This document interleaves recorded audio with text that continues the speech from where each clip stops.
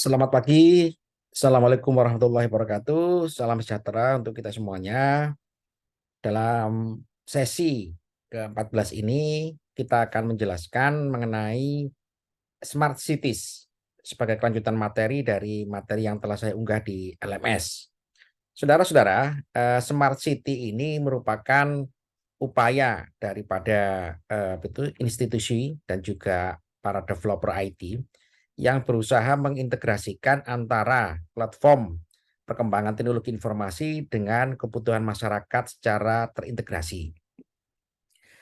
Smart City ini saudara-saudara merupakan kebutuhan di masa kita sekarang dan juga di masa akan datang.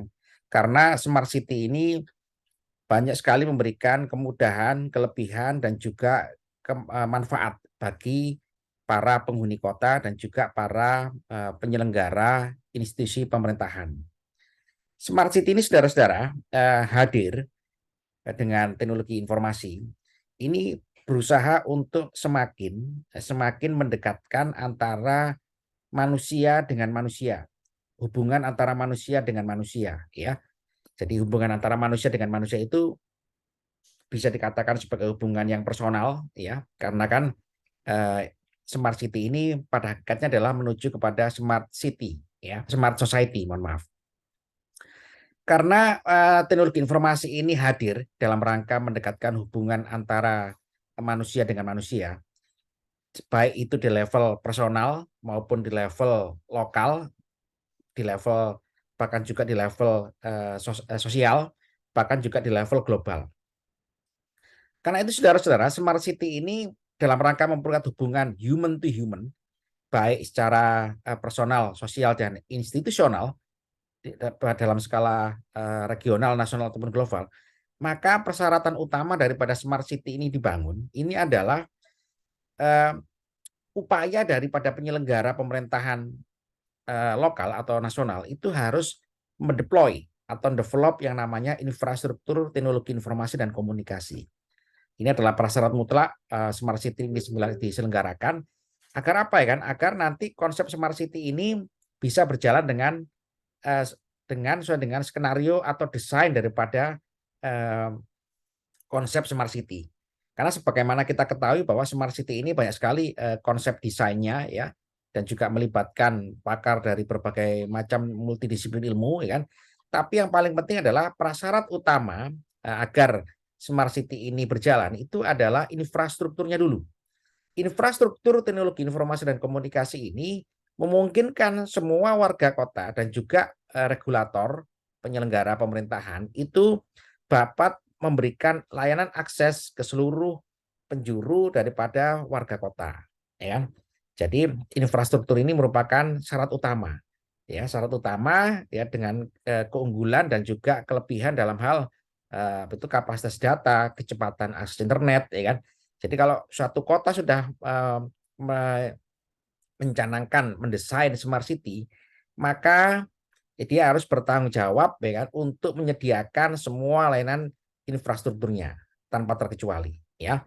Nah, dari situlah Smart City ini sudah mulai bisa diterapkan, ya, sebagai sebagai langkah awal, ya. Karena kan tujuan daripada Smart City ini adalah berusaha untuk, ya kan, menjamin, ya kan, hubungan sosial human to human baik di level personal, lokal hingga global ini berjalan dengan baik. Seperti itu. Saudara-saudara, Smart City ini, ya kan, karena tadi ya berusaha untuk itu menyatukan, ya, atau lebih daripada menjamin hubungan human to human itu lebih produktif, ya. Maka Smart City ini di dalam satu konsepnya, ya, untuk area perkotaan atau urban area, ya kan, itu bisa kita pilah-pilah menjadi beberapa area, ya. Di sini seperti kita ketahui kan ada area ekonomi, ya, ada area governance pemerintahan atau tata laksana kota, ya. Kemudian juga ada orang, ya, ada living, ada environment, ada mobility. Nah, 6 area ini sebagai contoh, ini adalah merupakan area realisasi daripada hubungan manusia human to human, ya. Jadi kalau kita misalkan mendesain Smart City itu tidak berarti kita mendesain human to machine, ya, atau juga human to object, ya. Tapi lebih dari itu adalah hubungan human to human dulu, ya. Jadi smart city ini sebetulnya saudara-saudara merupakan desain daripada tata laksana kota yang lebih humanis. Ya. Lebih humanis karena apa? Karena teknologi informasi ini saudara-saudara hadir untuk konsep smart city tidak semata-mata yang menghubungkan manusia dengan mesin, human to machine, ya. Tapi human to human, ya. Human to mesin to mesin atau juga object to mesin ini merupakan pendukung daripada hubungan yang produktif antara human to human, ya. Sebagai contoh governance, ya. Governance ini berarti kalau misalkan warga kota itu kepingin mendapatkan layanan dari pemerintah, misalkan layanan administrasi, ya, membuat KTP, membuat apa saja, ya, terkait dengan administrasi, ya, membayar pajak, ya, dan lain-lain, ya, itu, ya, dengan konsep smart city, ya kan, relationship human to human, ya, antara warga kota dengan pemerintah tetap bisa berjalan, ya, tetap bisa berjalan, ya, dengan cara efisien dan efektif, ya. Jadi misalkan Anda bayar pajak, ya kan, Anda melaporkan pajak, ya kan, Anda tidak perlu datang ke kantor pajak, ya kan, Anda cukup melakukan virtual, masuk ke dalam satu aplikasi, ya, yang aplikasi ini digovern atau diatur oleh yang namanya algorithm of smart city. Anda cukup datang ke kantor virtual, ya, virtual office, ya, Departemen Pajak, kemudian Anda di situ bertemu dengan orang secara virtual, ya kan, itu adalah salah satu contoh, ya, interaksi human to human yang lebih efektif, ya, lebih efisien, ya, tapi tetap ada relationship-nya, ya, ada Anda menyapa selamat pagi, kan, di ruang virtual, ya kan, dia juga akan menyapa selamat pagi, gitu kan, kemudian Anda juga kemudian Anda menyampaikan maksudnya, kemudian juga dia dari orang pajak di dalam konsep virtualnya bisa memberikan layanan kepada Anda dengan baik. Nah, ini sebagai salah satu contoh, ya, bahwa di dalam smart city ini kan tidak mendesain manusia itu semata-mata berinteraksi dengan mesin, ya. Ini harus disadari nih bahwa kalau kalau konsepnya seperti itu, maka smart city salah arah, ya, karena smart city ini bertujuan, ya kan, untuk meningkatkan kualitas hidup manusia di dalam skala, ya kan, baik personal, regional maupun juga global, ya. Jadi tetap tetap berjalan dengan baik hubungan-hubungan human to human, ya. Karena itu adalah fitrahnya manusia, ya. Fitrahnya manusia itu hadir di muka bumi ini dalam rangka menjalin hubungan yang baik antar sesama manusia, ya. Jadi teknologi informasi ini digunakan di dalam konsep smart city adalah sebagai pendukung, ya, sebagai pendukung utama, sebagai syarat utama, ya. Smart city ini bisa mengservis, ya, menservis atau juga menyelenggarakan suatu tata laksana kota yang didukung oleh teknologi informasi dengan kompleks, ya. Kemudian bisa menyelenggarakan berbagai macam bidang interaksi baik di ekonomi, governance, people, living, environment, mobility, kan. Bahkan ini juga ada yang kurang dari 6 area ini, ya. Area adalah green environment, ya. Green environment itu apa artinya, saudara-saudara, kan? Smart city itu hadir, ya.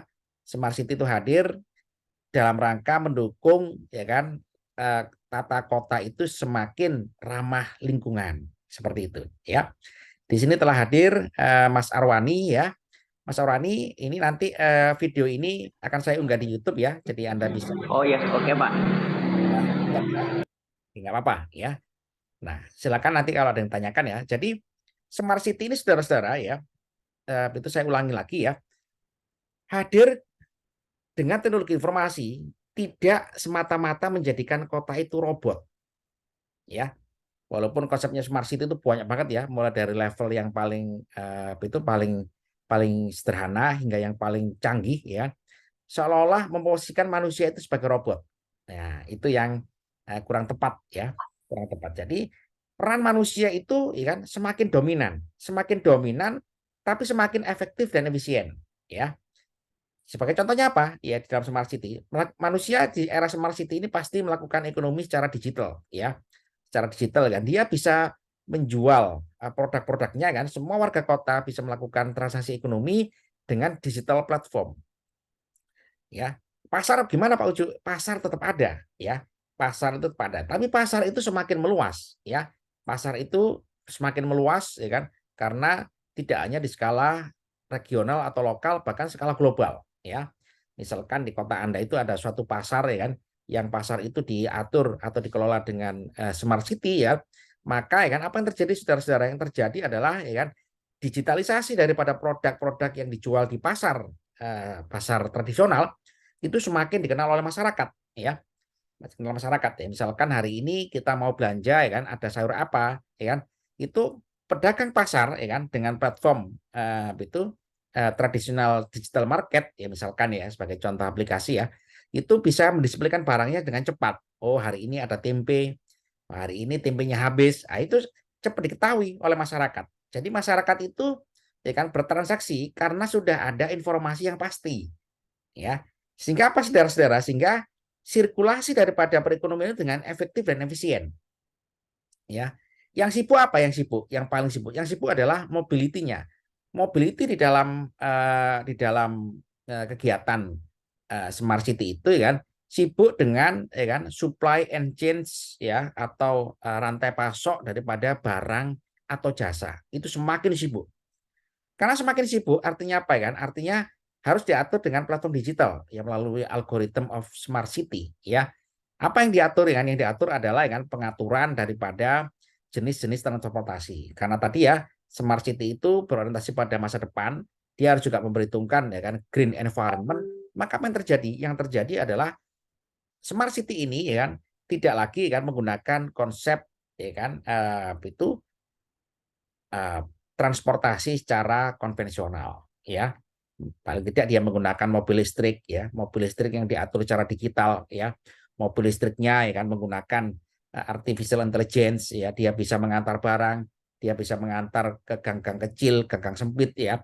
Dia juga bisa menggunakan itu menggunakan menggunakan itu drone untuk mengantar barang, ya kan. Misalkan dia masuk gang kelinci, ya, walaupun mobilnya udah sangat kecil, ya kan, dengan teknologi listrik yang dipandu dengan artificial intelligence, ya, tapi dia nggak dapat nih masuk ke gang kecil, ya, karena kan masih ada ya di perkotaan itu masih ada gang-gang kecil, ya, atau juga apartemen, ya, gang kecil atau apartemen, ya kan, itu mobil smart city, ya, cukup, ya kan, berhenti di parkiran, ya kan, yang mengantar barang sampai ke pintu itu pembeli atau buyer atau konsumen cukup menggunakan drone, ya, drone-nya naik ke atas apartemen, ya, dia calling pembelinya, ya kan, sehingga pembelinya dapat barang secara efektif dan efisien. Nah, saudara-saudara, smart city ini kalau kita realisasikan itu sangat bagus sekali. Tadi di depan saya sudah sampaikan di depan, ya. Smart city ini, saudara-saudara, kuncinya apa berhasil, ya? Kuncinya adalah pada, ya kan, komitmen dari tiga pihak. Siapa saja itu? Satu adalah pemerintah, dua adalah warga kota, yang ketiga adalah itu partisipasi daripada developer. Tiga ini, ya. Tiga ini kan pemerintah, warga, dan developer. Ya, developer ini dalam arti luas, ya, boleh juga pengusaha, boleh juga produsen, boleh juga katakanlah itu boleh juga bisa dikatakan sebagai developer teknologi informasi dan komunikasi. Jadi kalau smart city ini itu disepakati oleh tiga itu pelaku utama ini, ya, saya yakin, ya kan, smart city itu bisa terwujud konsepnya, ya, mulai dari yang sederhana sampai yang paling advance. Nah, apa peran pemerintah di sini? Peran pemerintah di sini bersama developer adalah menyediakan layanan teknologi informasi dan komunikasi secara pasti. Dia tidak lagi, kan, smart city ini tidak lagi itu ada permasalahan di dalam akses, ya, karena itu adalah tanggung jawabnya siapa? Tanggung jawabnya regulator atau juga developer atau juga operator dalam hal ini, ya. Nah, syarat yang kedua, saudara-saudara, setelah itu komitmen daripada tiga pihak ini, ya, di dalam menyediakan infrastruktur, yang kedua adalah regulasi. Ini penting, ya. Regulasi ini harus dibuat, ya, karena smart city itu tidak akan bisa berjalan tanpa adanya kebijakan, ya. Kalau smart city itu disediakan layanan teknologi informasi dan komunikasi yang udah canggih, ya, layanannya udah canggih, ya, tapi nggak ada payung kebijakan atau regulasi, ya, maka apa yang terjadi, saudara-saudara? Yang terjadi adalah, ya kan, smart city tidak akan bisa berjalan dengan optimal, ya. Jadi yang namanya regulasi itu penting, ya. Undang-undang perkotaan, ya, peraturan daerah, peraturan pemerintah, ya kan, itu sangat penting untuk menjamin bahwa itu smart city tadi ini, ya kan, memberikan manfaat yang besar bagi pada warga masyarakat seperti itu. Sebagai contoh saudara-saudara kan, di semua kota di Jakarta, di daerah di kita ya, di Indonesia ya, dulu itu marak yang namanya copet. Ya, di kota-kota besar itu copet. Saya juga pernah kecopetan itu. Waktu di Jakarta ya, waktu jadi awal-awal jadi dosen ya. Saya kecopetan itu dompet, HP, ya. Kemudian waktu itu keretanya masih kereta belum AC ya, belum menggunakan AC kan, keretanya itu masih kereta lampunya mati ya, sehingga copet itu bisa leluasa. Kalau dengan smart city saudara-saudara, saya pastikan kan copet itu nggak ada. Ya, kenapa? Nggak ada. Bisa membantu jawaban saya, Arwani? Kenapa? Kalau smart city itu hadir, tingkat kriminalitas itu bisa ditekan. Bisa ditekan dengan sangat efektif. Kenapa? Kalau menurut saya itu Pak, kemungkinan karena apa ya? Mungkin karena teknologi face recognition mungkin. Jadi dia alamatnya di mana, tempatnya di mana, atau dia lewat dimanapun itu pasti diketahui karena ada AI tadi itu yang dikenal wajahnya. Jadi dikirim ke kantor kepolisian, Pak. Ini kalau ada informasi kalau orang ini nyopet di mana tempatnya, jadi bisa langsung didatangin gitu, Pak. Mungkin Ya, begitu. betul. Betul sekali. Jadi teknologi informasi ini bisa menjadi suatu pengawasan, ya, difungsikan sebagai pengawasan kepada para warga, ya, pengawasan dalam arti di area umum ya, bukan di area personal ya, di area umum itu bisa menjadikan pengawasan, ya, sehingga apa, sehingga orang pun kalau di area umum ya, di public area ya, di tempat umum ya, di bis, di parkiran, di terminal, di mall ya, di mana saja itu akan secure, aman. Kalaupun tuh orang nyopet, ya kan, sekarang uangnya orang-orang kan bukan uang konvensional, ya. Dia nyopet dompet ya, uangnya nggak ada, ya kan. Yang ada hanya chip kartu aja semua itu, ya kan. Dia nggak bisa, ya kan. Zaman saya dulu kan, kalau ada copet, ya kan, pasti yang diincar dompet, karena di situ pasti ada uang, ya. Kalau sekarang dan di masa yang akan datang, copet sudah kehabisan akal, ya. Kehabisan akal karena apa? Karena kalau dia dapat dompet isinya bukan uang, ya, tapi isinya kan kartu-kartu semua, ya. Nah, ini salah satu contoh saudara-saudara kan, bahwa dengan konsep smart city tadi itu kan ya, itu berusaha mendesain ya, itu perkotaan ya yang produktif, efisien ya, kemudian nyaman, sejahtera, ya, ramah lingkungan ya.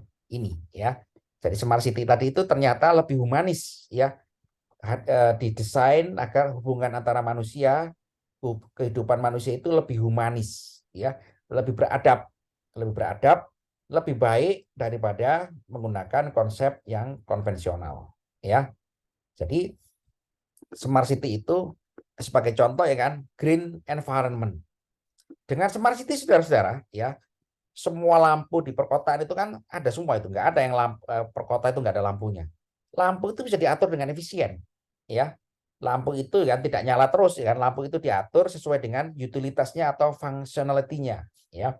Sehingga apa, dia kalau misalkan di taman ya, di taman itu lagi banyak manusia, maka penerangan kota itu, penerangan taman itu maksimal.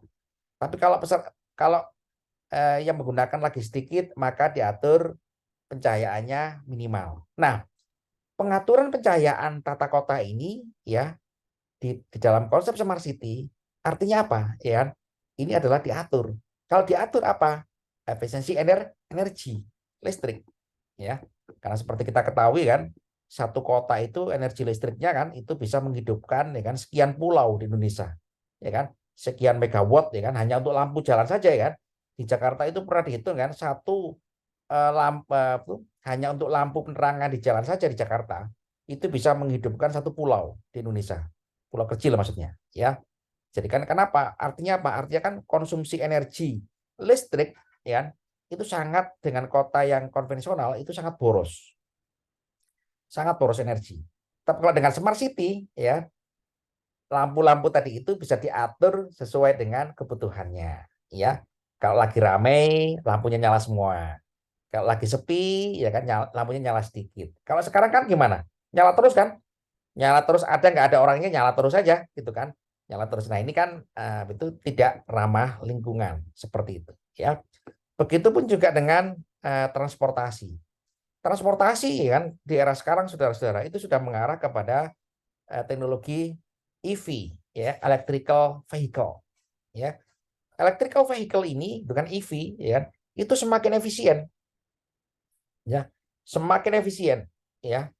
Anda bisa cek ya kan di beberapa itu ulasan ya di YouTube ya di sosial media kan betapa mobil listrik itu ternyata sangat efisien, ramah lingkungan, efisien ya dan juga kan itu semua negara bisa mendevelop sendiri ya kan.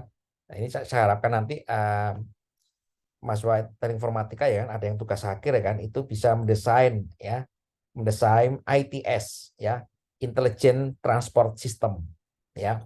Bikin aplikasi kan mobil listriknya ya kan beli yang bekas yang murah-murah saja kan kemudian diatur dengan ITS, Intelligent Transport System. Nah, itu enak ya kan? Sehingga orang manggil mobilnya itu cukup dengan aplikasi menghidupkan charging ya mengatur mobilnya kan itu dengan aplikasi aja ya. Itu canggih itu kalau misalkan Arwani mau membuat konsep seperti itu ya. Tugas akhir dengan seperti itu ya. Nanti kita dukung ya sebagai proyek riset seperti itu. Nah, saudara-saudara, artinya ya bahwa smart city ini merupakan realisasi. Realisasi dari apa? Penyatuan bahwa teknologi informasi dan komunikasi ini hadir di tengah-tengah masyarakat, bukan memisahkan hubungan antara manusia dengan manusia, tapi menyatukan secara meluas global, ya kan? Dengan cara efektif, efisien, ya, dan ramah lingkungan, sehingga nyaman, ya. Jadi smart city itu hadir bukan hanya hubungan antara human to mesin, ya, hanya hubungan hubungan human to mesin, ya kan. Tapi kan manusia itu fitrahnya kan ada relationship, ya, ada khasanah, dia itu bertemu dengan orang, ya, menjalin hubungan dengan orang, yaitu dengan semakin lebih baik, lebih bermartabat, ya, atau juga hubungan dengan institusional, ya, terkait dengan apa itu hubungan apa itu antara warga dengan pemerintah, ya, itu lebih lebih efisien, lebih produktif, kan, dan tetap ada, ya, itu rasa rasa emosionalnya itu tetap ada, karena kan manusia itu saudara-saudara yang mengikat hubungan antara manusia dengan manusia itu kan emosional ya, emotional sense ya. Jadi kalau di situ kan IT itu bisa semakin mendekatkan hubungan emosional ya kan, maka IT di dalam konsep smart city ini ya yang diwujudkan dalam algorithm of smart city kan akan semakin berhasil ya. Jadi kesimpulan diskusi kita hari ini adalah smart city itu hadir ya, tidak menjadikan kota itu mekanistik robotik ya, tapi apa lebih social value.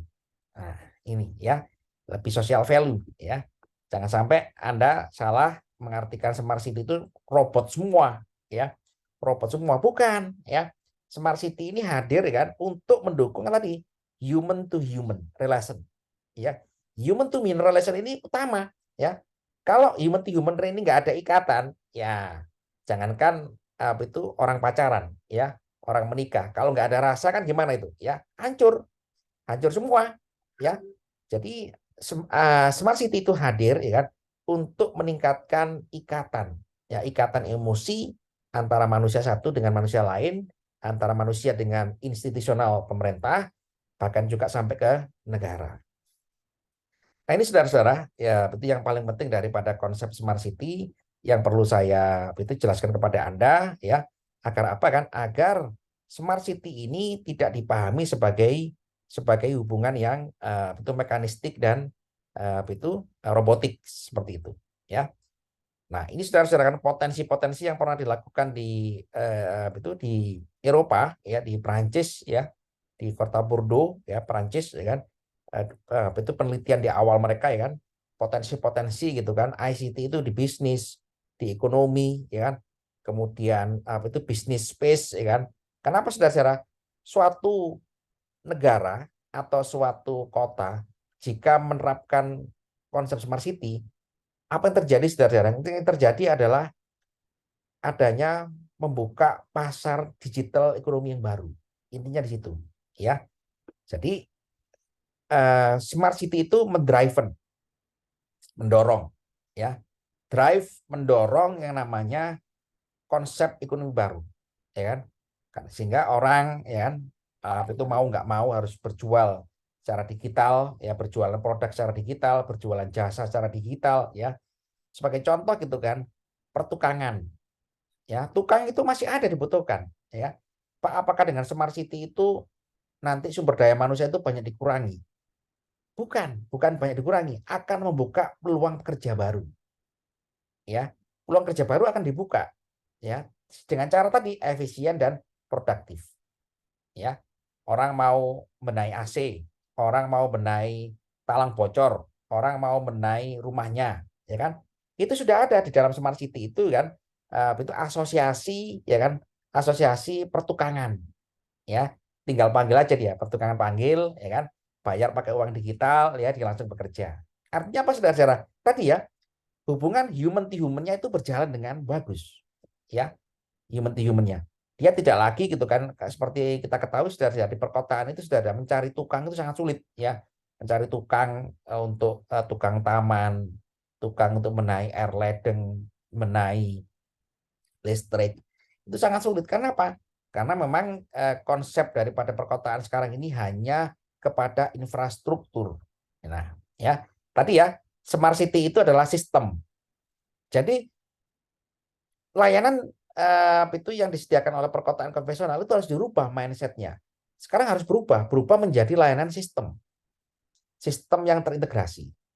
Ya, nah inilah yang harus itu lakukan upgrade oleh pemerintahan kita ya kan, bahwa orientasi layanan kita ini harus berubah dari konvensional menjadi layanan by system.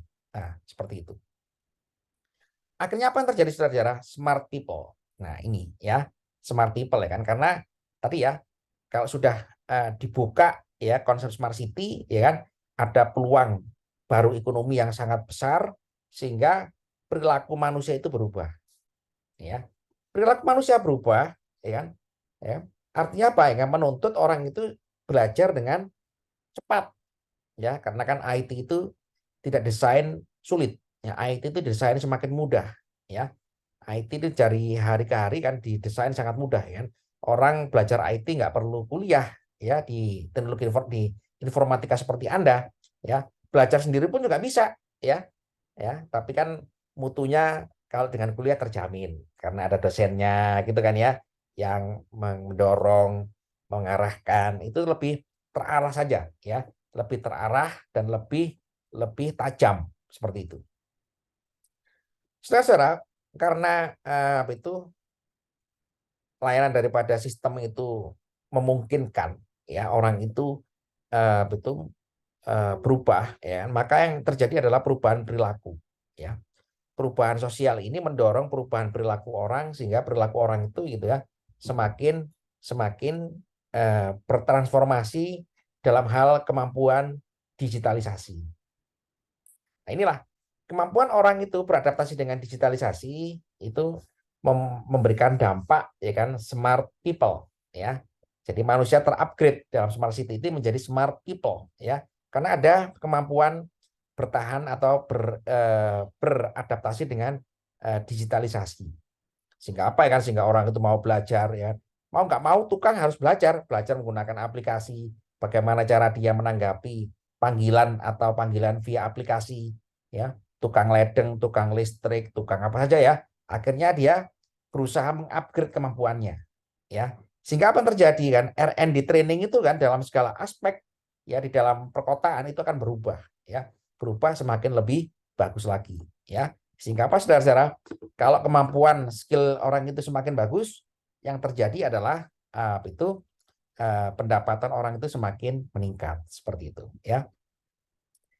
Ya akhirnya adalah ini yang paling penting, smart governance ya. Pemerintah sendiri baik di level lokal maupun di level nasional itu semakin efisien ya, semakin efisien ya. Fungsi pemerintahan itu kan di dalam memberikan layanan kepada masyarakatnya itu semakin lebih efektif ya. Tidak harus selalu membuka kantor yang besar-besar gitu kan. Kantornya, office-nya tersentral satu gedung, tapi layanannya semakin meningkat, semakin meluas. Nah ya, kalau kita lihat sekarang kan pemerintah kita kan semua dinas itu ada kantornya sendiri-sendiri ya.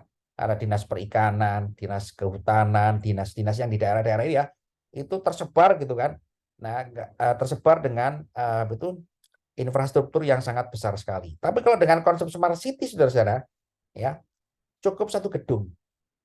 Yang dibesarkan apa? Yang dibesarkan adalah sistemnya, ya, layanan sistemnya, ya, layanan sistemnya, ya, infrastruktur teknologi informasi dan komunikasinya. Kenapa? Misalkan ya dinas perkotaan, dinas taman kota.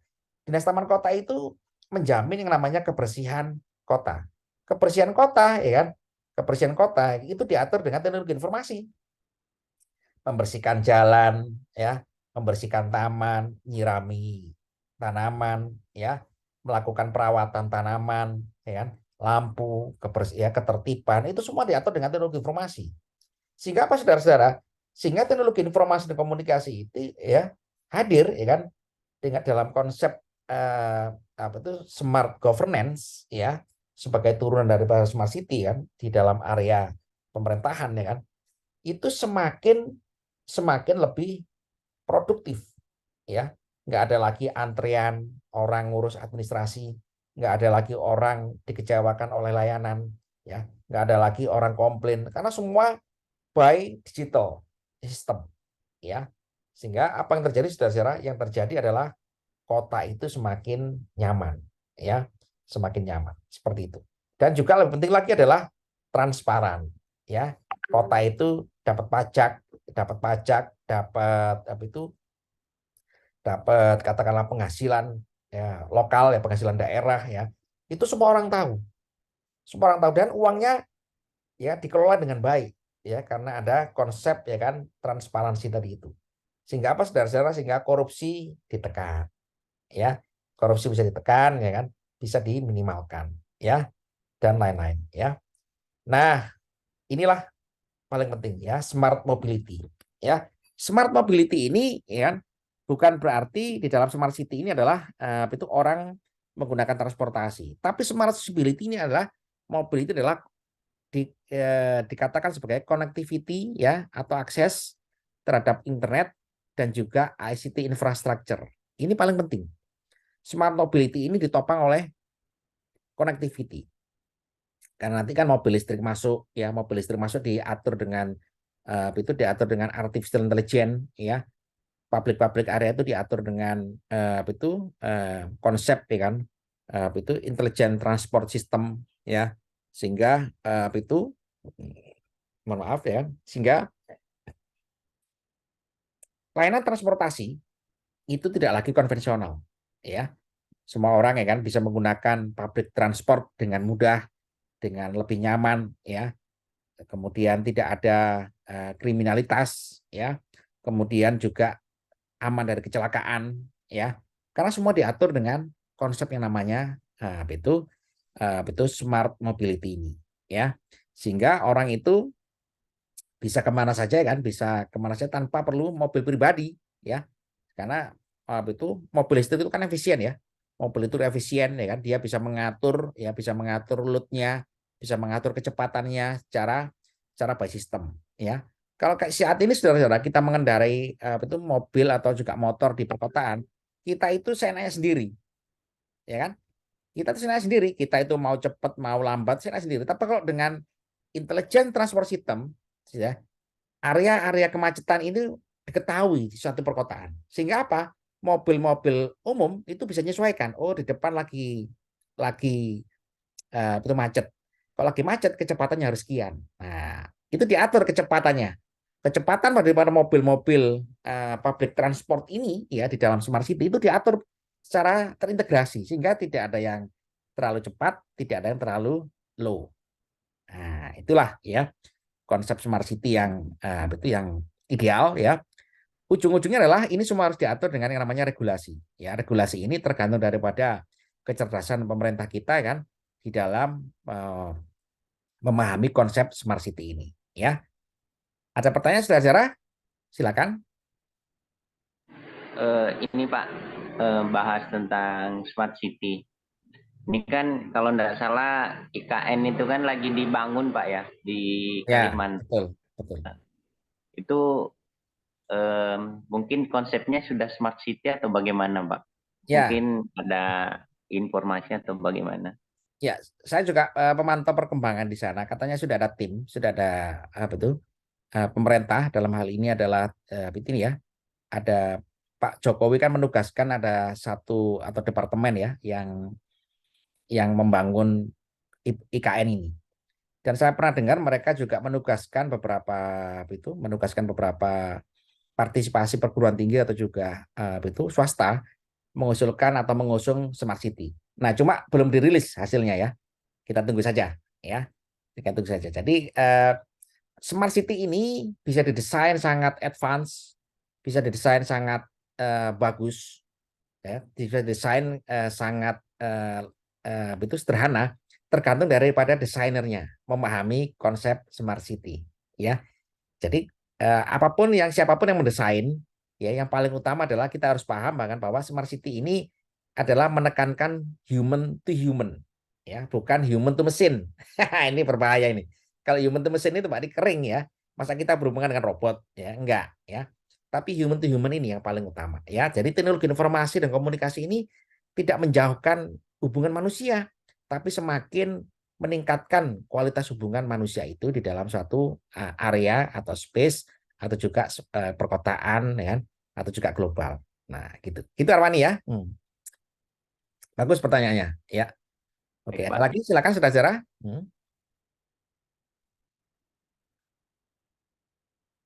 Oke, kalau tidak ada ya, terima kasih atas perhatian Anda ya. Insya Allah minggu depan akan saya adakan lagi ya, itu Vicon ya sebagai kelanjutan daripada mata kuliah kita dan juga penjelasan mengenai UAS, UASnya ya. Untuk mata kuliah ICT literasi nanti tugasnya adalah itu UASnya membuat makalah ya. Makalahnya dipresentasikan dengan vlognya masing-masing ya. Begitu ya. Seperti biasanya. Ya, siapkan bahan-bahannya ya.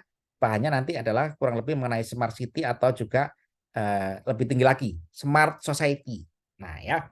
Jadi minggu depan akan saya jelaskan mengenai smart society konsep ya.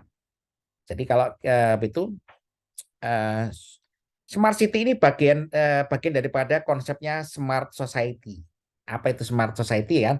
Nah, minggu depan kita jelaskan ya. Sekian dari saya. Terima kasih saudara-saudara atas waktunya ya. Mohon maaf ya saya adakan hari Minggu karena saya itu tugas saya di kampus itu tidak memungkinkan untuk mengadakan perkuliahan di hari Senin sampai hari Jumat ya, Sabtu ya. Karena saya harus bisa memberikan waktu pada Anda hari Minggu. Tapi nggak bisa hadir nggak apa-apa, bisa nonton YouTube-nya ya. Nanti ini saya unggah di YouTube ya. Oke, terima kasih saudara-saudara waktunya. Assalamualaikum warahmatullahi wabarakatuh. Selamat pagi, salam sejahtera untuk kita semuanya. Waalaikumsalam. Waalaikumsalam warahmatullahi Hmm.